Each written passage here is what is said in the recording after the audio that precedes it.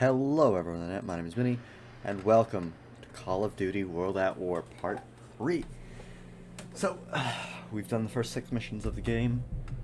We're just gonna continue where we left off. Getting this far has been tougher than any of us could ever have imagined.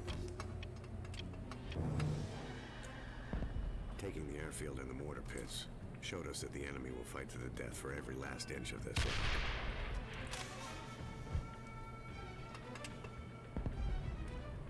They're making their last stand in the jungles and caves that surround the heavy guns in the point. We take them, and we take Peleliu. I find a fascination with, like, just how relentless the Japs were in this war. They had such fanaticism that it allowed them to fight despite horrible conditions and being surrounded and being fucked by Marines on all sides. It's fascinating to me. It really is just, and it really is just interesting. Thank you, Roebuck. Very cool. Yeah, the Japs are pretty hard to get out of their area. Tojo's. I like how they're named after Hideki Tojo, the Prime Minister. I mean, it was his war. Ooh, get off the thing. Ooh, shit, oh shit, oh shit. Can I get a gun? Ooh, shit.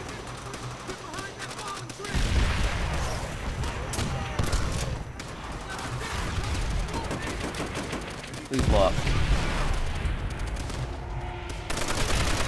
This is exactly the kind of gun that I wanted. I was waiting on this thing. The recoil patterns aren't the best, but as a gun as a whole, it is nice. Yeah, shit. I knew that was gonna happen. Oh, yikes. Yikes. Alright, I'm rusty. I haven't played today.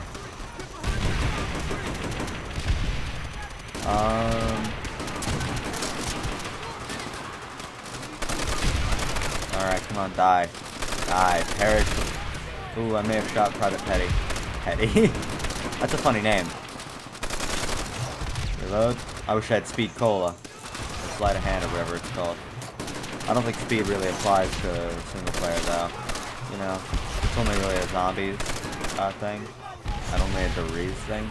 I probably will play some Deriz for this channel. Once I'm playing all the beginning of the game. I think you just have to play Knock whenever you play the whenever you finish the campaign. It's like the bonus mission. It was just like, you didn't expect it. It's great. That's why I think it's much more impactful than it could have been. Come on. Come on. Alright, come on, come on, come on. Perish before me, Japs. Alright, come on, come on, come on. This thing actually would have been much better if I bipoded it, like right here, but I don't know how to bipod in this game. Yeah, so we're just gonna do this. Reload, come on, come on, come on, come on, come on. Come on. This thing actually does have a very large belt size. And when I say very large, I fucking mean it. Like, we're talking like 100 round belts here. Oh, Tojo! Fuck! Oh god, I was surrounded. God, I'm gonna have to start by shaking my head. God, it's... Oh god. Damn. Come on, come on, come on, come on, come on, come on. Alright, alright, alright. Alright, alright. Come on, come on, come on, come on, come on. Come on. Perish before me, foul enemies. I know that you can do it. Fucking Japs. Alright, alright, reload, reload. The worst thing about the Browning is it's fucking, or the M1919 is its reload time. It takes a solid, like, 6 seconds to reload that thing.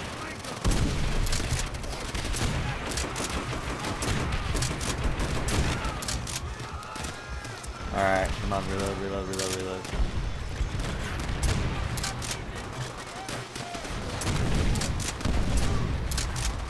Alright, come on, fall before me.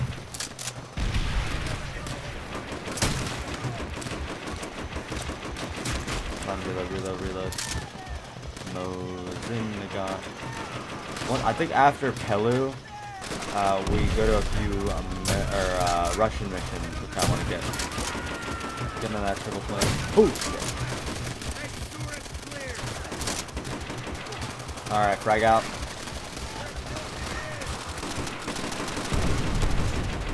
All right, come on. Shit.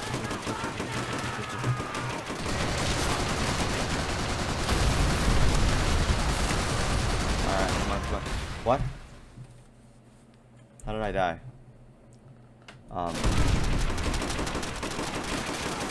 Damn Tojo.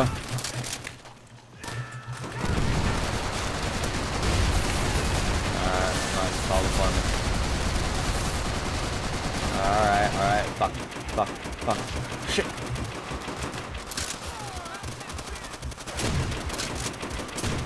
Alright, come on.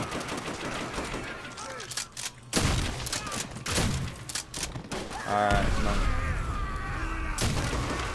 Alright, come on. Clear out this bunker. Oh shit. Nah, now. Alright, get shredded, bro. Let's get some more rounds for my... and now I'll keep my Browning and my trench gun. I like fully automatic guns. I like the Garand, but not that much.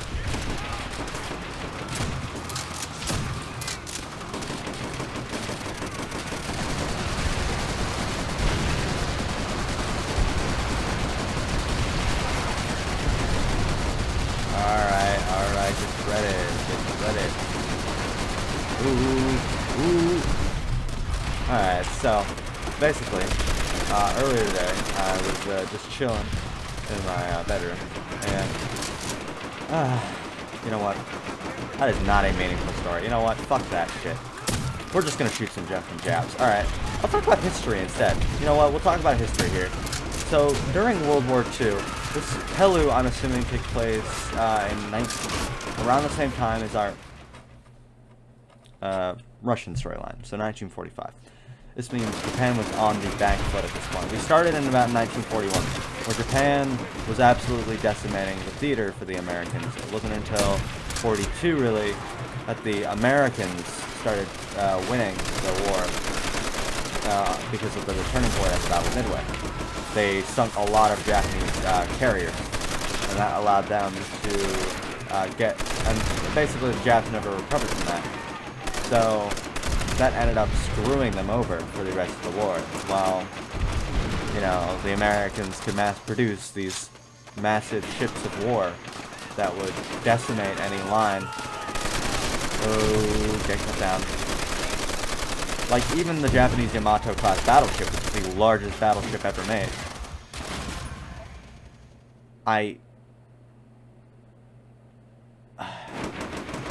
even the Yamato, the largest battleship ever made, couldn't stand up against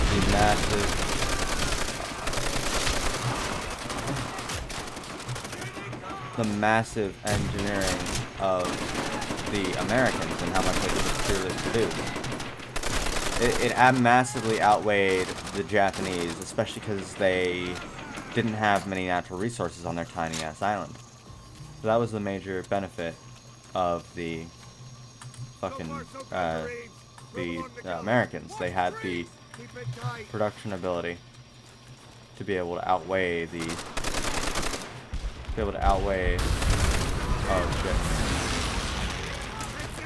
Oh shit. Air Force? I thought it was the Navy that was handling this battle. Or battles like this. Maybe I'm wrong, I don't know, but I think that's actually wrong. I think it was the Navy that handled the air power over the Pacific Theater, mostly. Along with some Japanese help, especially at Midway, where they did a last-ditch bombing run of Japan, or firebombing of Japan to show them that they weren't invincible. Which worked, by the way. It worked very well. But, will do. I will do that. Come on. Yeah, it's a crocodile tank, isn't it? Yeah, it's a crocodile Sherman. Crocodile Shermans are basically flamethrower Shermans, which means they absolutely fuck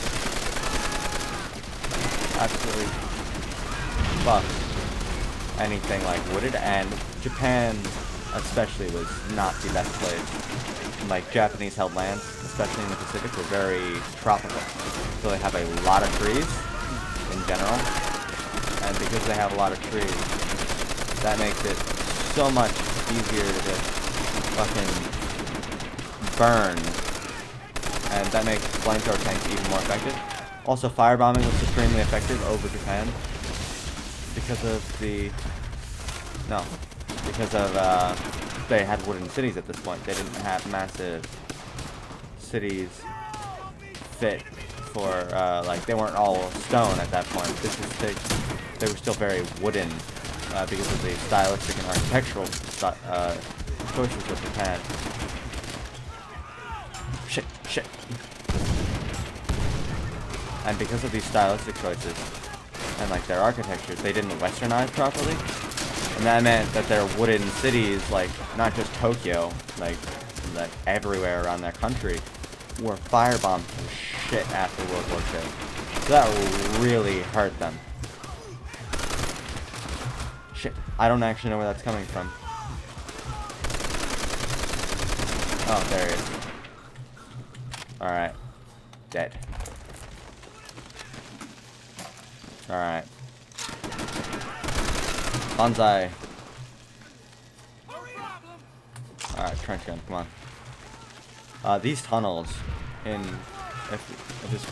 this battle is like, is how it actually went, would be incredibly hard to assault for the Americans. Because of how fucking many Japs are in these tunnels, and how they're laid out. They're very much laid out to favor a strong defense. I may have just shot down my ally there. So, Conserva, let me gun you down with my shotty. Velocity.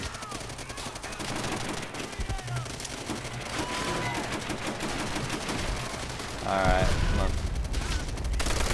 Alright, Paris. That, like, I'm a big history buff, so since I'm on the Japanese side of the war, I will cover what I remember about the Japanese side of the war, basically. I'm a much bigger fan of the Western Front. I'm actually not a big fan of the Eastern Front either. I'm very much a big fan of the British and their commandos. In fact, I would really love a British-led game for this series, rather than it's always being focused on the Americans. Like, that's why I really like the SAS in Modern Warfare. It's the Brits and not the Americans all the time. We had some variation. That's also why I like this game. It may not be about the Brits, but it's about somebody other than the Americans. And, you know, it gets tiring playing the Americans all the time. I am an American, you know. I know my history pretty well. I want to see, like, I want to play like a British commando. And, you know, that is an intense experience. Like, I get to use a Vickers gun, Bren gun, I get to use a Lee Enfield. That's just really sad. This did not all have the British inclusion in the war effort. Just the Americans and the Russians. Which really just shows off that those countries don't really matter in the grand scheme of things, but they do. Like the other countries that participated, like France and all them. Like the French resistance movement was very important. Like, I hate how it just ignores like all these major. Like, I'd like to be like a soldier at Market Garden. That would be a fun experience. If you don't know what the Battle of Operation Market Garden was, it was a failed operation by British and American forces to go and take out. To basically, ow. Basically to go and take out the Japanese forces, or no, take out German forces. Because their infantry was running behind, and the Americans and British got fucked a lot. Got really fucked in Operation Market Garden. That's probably my favorite battle of the war, just because of how intriguing the entire thing is. It also is very focused on Britain, but their sacrifice is not in vain. Our tanks now form a line of steel so powerful that all German resistance will be crushed beneath its mighty treads. Today, we will watch as Silla falls, along with all those foolish enough to stand in our way.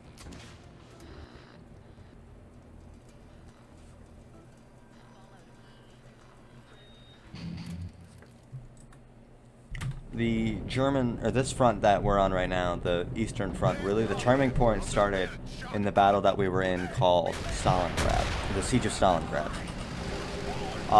This is a great mission. This is like one of the most innovative missions. Okay, so G. Alright.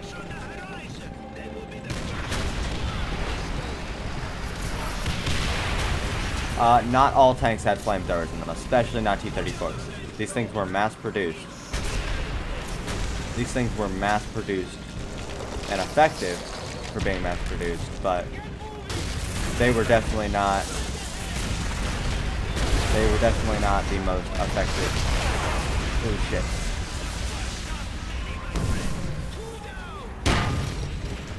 Alright. T-34s were mass-produced medium tanks of the German army, which made them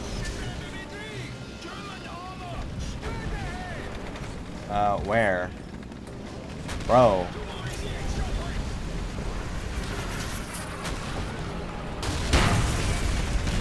German armor, alright, there we go. I see some. Burn the field. Oh, shit. That's not too good. I'm probably gonna die a few times at the very least. These are Panzer IVs. They were the German medium tank, which would absolutely destroy a T-34 in an actual battle, by the way. I would not be standing, because their guns are much better than ours.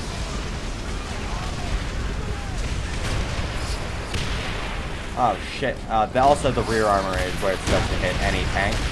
It's just always the least protected part of the tank, no matter the tank. So that's really where you want to hit them, if you've got anywhere to choose to hit them.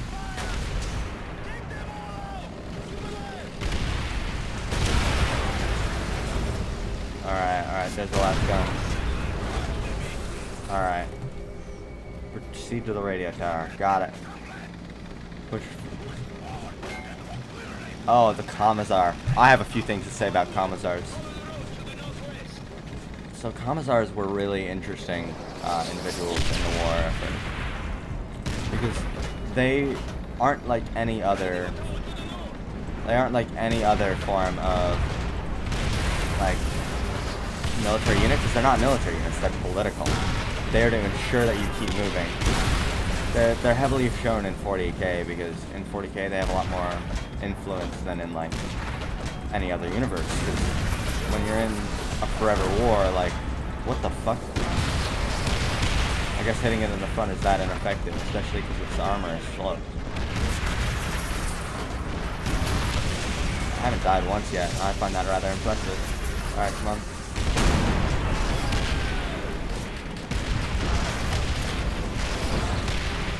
Come on. Oh shit. Yeah, I see that. Oh shit. Alright, dead. Also, our Russian tanks weren't able to reload that quick. So that means that we weren't that effective at taking it. Yeah. I don't really like tank missions as much as I probably should. This mission's fun because of how novel it is. It's so unique. It's so unique because this kind of mission, I think it's like the first of its kind, really. We've never done it at this point in the campaign, and we don't really ever play the driver of a vehicle. But when we do, it's always a lot of fun because it feels like you're in a massive machine of death. And really, that's what tanks were. They were so effective because... Shit, I died. Because they were so effective at taking out enemies in general. That's why tanks were really the cornerstone of this war. It's because they were so important to defeating the opposition. I did not feel... Mr. Stark, I'm not feeling too good.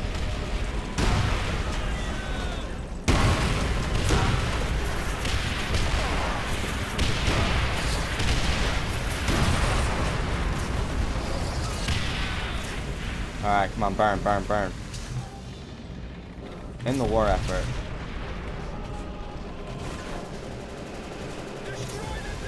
Alright, come on. Yeah, I got it. I'll go and destroy the tower. Ow. Dickhead. Yeah, T-34s also weren't very fast.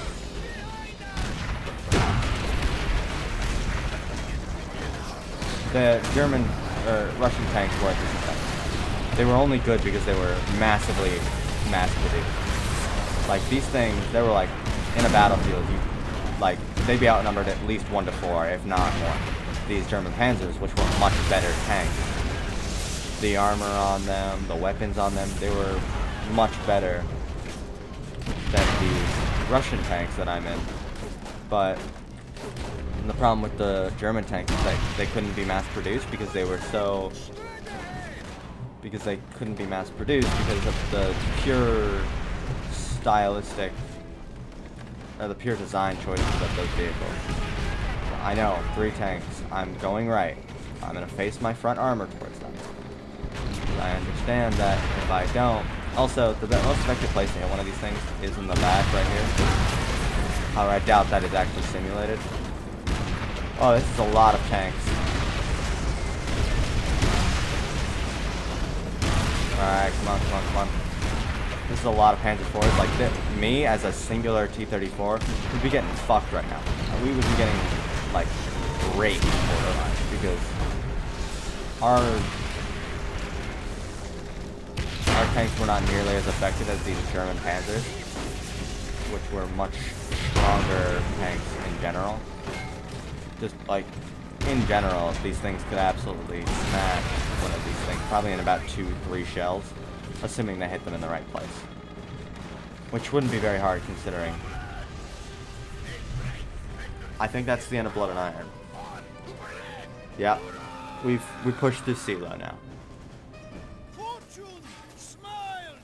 Oh, and this is a good scene. The Germans will truly see what they have unleashed.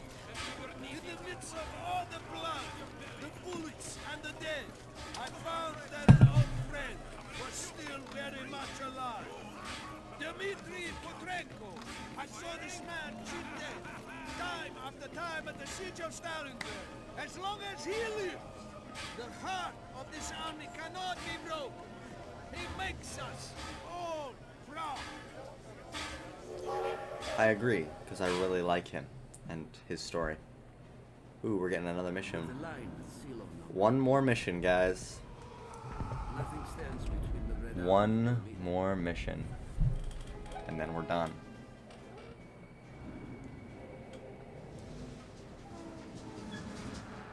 Every day, we carve deeper into German territory.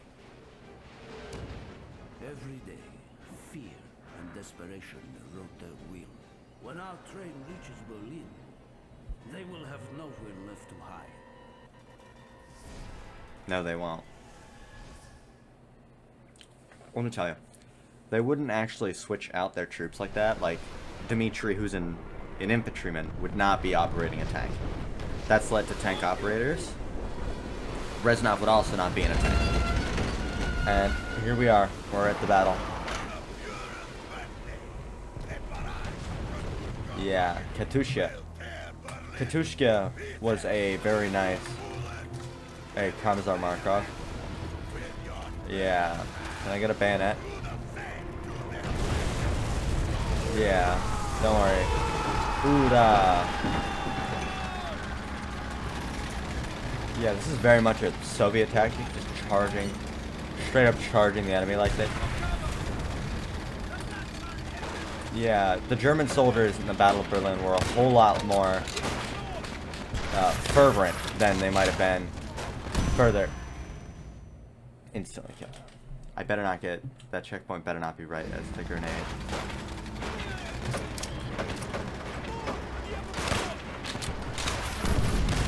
Alright, come on. I like the Mosin. The problem is, a bolt action isn't very effective in a battle when you're fighting a lot of enemies. Because you can only fire about once every... Let's say that's about a 2-second bolt pull. No, about a second to pull the bolt back and forward again. And then to reload, it's not even a mag-fed gun. It's fed by a fucking clip. Which makes it a whole lot easier to reload, or like cost-wise, but overall efficiency in terms of reload, not the best. I know of... Alright. Tango spray. I can break that line.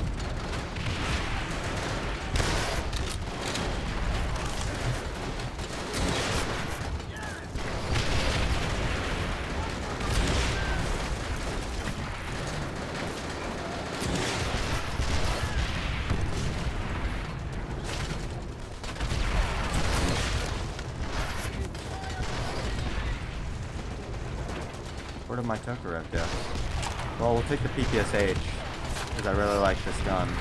It's probably my favorite gun in the war. Keep fire. Alright, watch for panic, right? Yeah, this kind of guerrilla warfare tactic is very prominent in the later stages of the war by the Germans, where they hide in buildings and all that. But this absolutely disheartened Hitler to see Berlin being invaded, and I'll explain in later missions about Hitler and his death. I thought I was a little further away from that than I was. You know, Hitler, you know, how he handled the entire thing of them all being fucked, like absolutely fucked in this war. Germany was not, like, on a scale of that hot to shit, that's fucking gross in terms of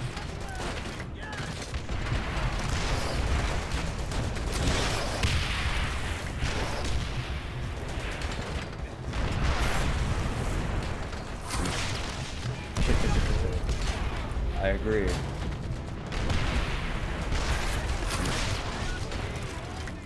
No, they aren't.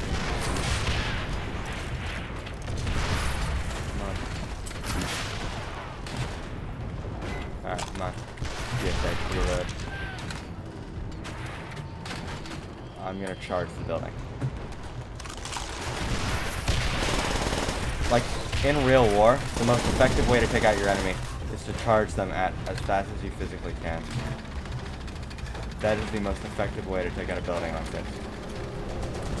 Is just to wipe them off the face of the earth with as much speed as possible. No mercy. No respite. Just pull out your PPSH and lay down fire.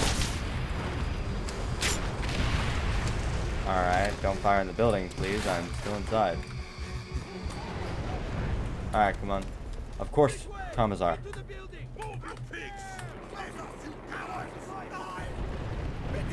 Yeah, let's watch this. These animals no, they actually didn't. Rape was actually more common via the Soviets.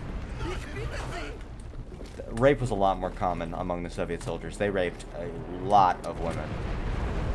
Like, when I say a lot, I fucking mean it. A lot of our iron, steel horses. These things will push straight through that wall. Brute force, turn out.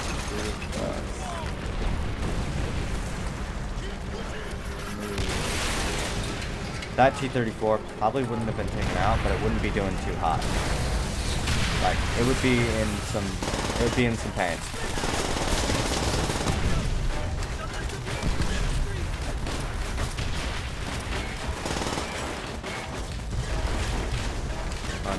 Come on, tank it. Alright, awesome. A lot of Soviets died in Berlin. A lot of Soviets died in general. I think there was about 6 million dead Soviets at the end of the war. Which meant like 3 generations of Soviet men got fucked.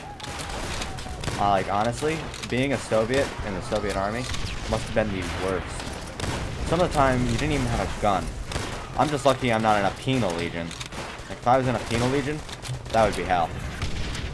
A penal legion basically was a, well, they weren't legions. A penal army, or a penal regiment, was just like a group of prisoners that they forced to fight, or they'd be shot. Like, that was like the threat. you'd get shot if you didn't fight for us. And that was a major threat, and there was a lot of penal soldiers. Most of these guys, however, were just fucking conscripts. Like German, they were just like Russian conscripts that were not at all prepared for the war effort.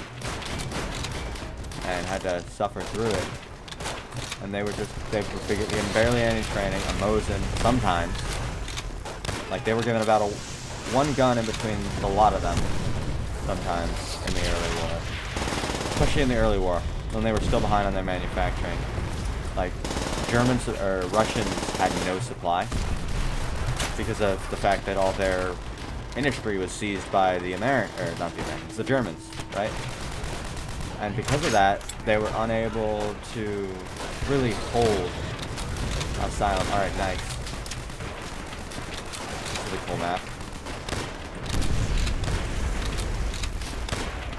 Alright, reload. Push them. Push the Germans back. Ooh, a Car 98. Ooh, shit. I'll take a car.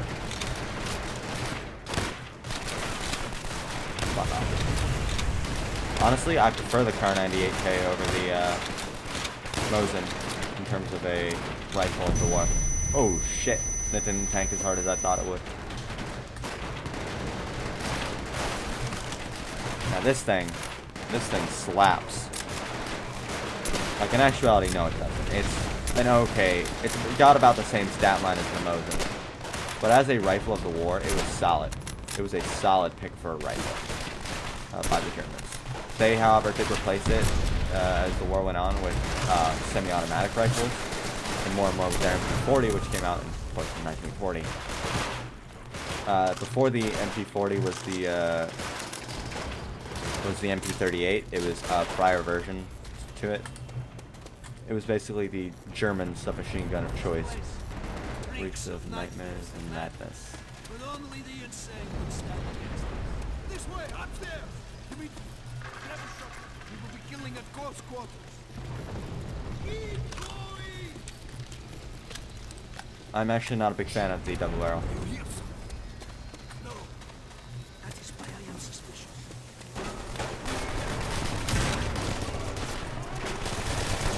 Ooh, shit. That's a lot. Ooh, that's a lot. I would have died there. Like, realistically, that would not have worked. Friendly fire will not be tolerated. What? Like a shotgun in this war? God, it would have been hell. The major thing that prevented trench warfare from continuing this war was the battle of, the Battle of the Ardennes, when the Germans, during the Blitzkrieg, when the Germans stormed the Ardennes. Oh shit, that's flung me up.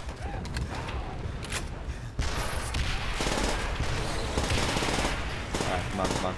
When the Germans blitzkrieg the Ardennes, preventing this war from going to a stalemate, it basically killed off all the French forces and forced the Brits into a stalemate. Oh shit! Forced the Brits to retreat back to the island. They took heavy casualties in that footstep. I'm almost out of ammo for this gun. So we're gonna pick up that German MP40. Yeah, take it out. Done, sir. I really like this thing. It's got a solid fire rate. Like, it's not like, it doesn't shoot like a fucking as fast as the PPSH, which wasn't even the main, because that came out in 1941. But wasn't even used like by a lot of people. It was used mostly by platoons, leads, and like officers, because submachine guns were harder to produce than the Mosin. The Mosin was very much a mass-producible weapon in comparison to the other guns that you could.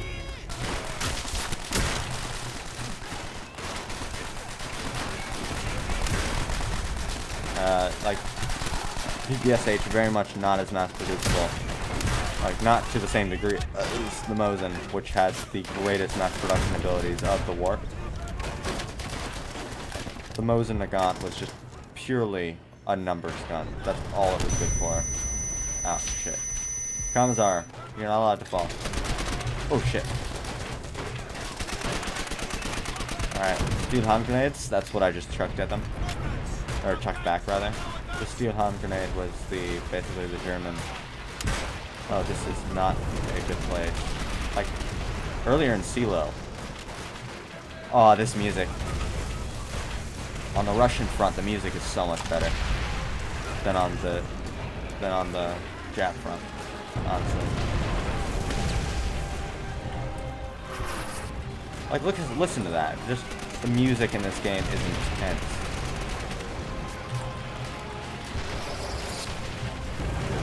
And there's some just great scenes. Like, look at that. Just listen to this music. I get it, Corporal. You had to stand in my way, but still, uncool.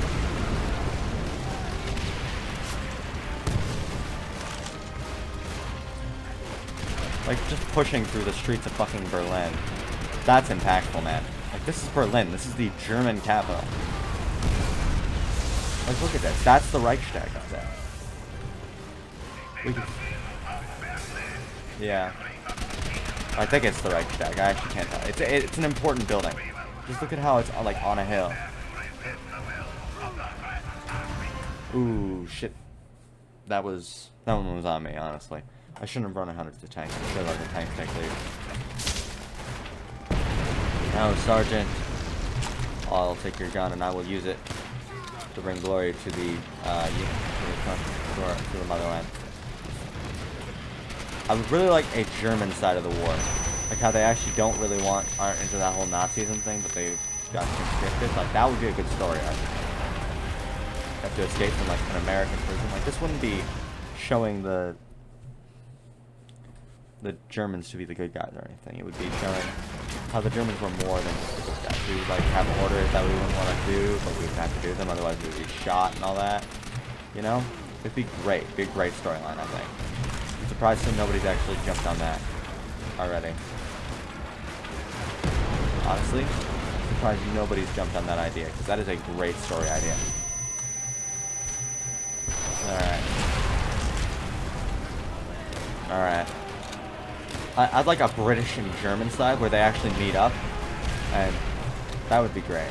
It's like, the Nazis weren't all super high-end Nazis. Like, a lot of the early ones were, because they weren't conscripted at heart. But, you know...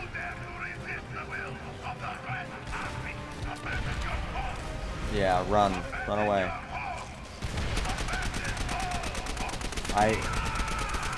See? I'm running up with a German gun. Anyhow. That is all, folks. That is all for today.